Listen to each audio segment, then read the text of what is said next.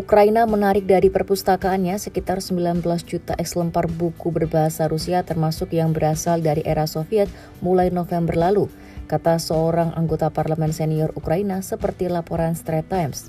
Yevhenia Kravchuk, wakil ketua Komite Parlemen Ukraina untuk Kebijakan Kemanusiaan dan Informasi mengatakan bahwa ada 19 juta buku, 11 juta buku berbahasa Rusia. Beberapa buku berbahasa Ukraina dari era Soviet juga telah dihapuskan.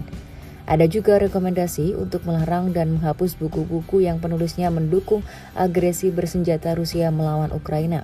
Belum jelas apa yang terjadi dengan buku-buku yang ditarik itu. Setelah Rusia mencaplok semenanjung Crimea, Ukraina pada tahun 2014, Kiev semakin membatasi penggunaan buku-buku berbahasa Rusia. Proses yang disebut derusifikasi itu dipercepat ketika Rusia menyerang negara itu hampir setahun yang lalu, jadi sudah terjadi bahkan sebelum Rusia melakukan serangan ke Ukraina.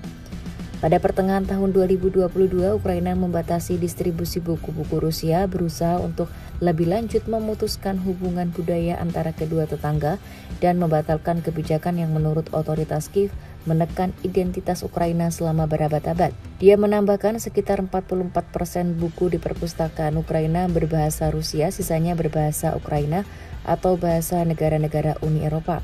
Ukraina adalah satu-satunya bahasa resmi negara.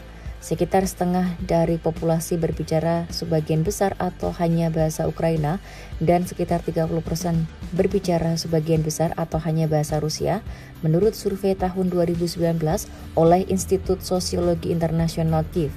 Baik bahasa Rusia maupun Ukraina adalah bahasa Slavia Timur.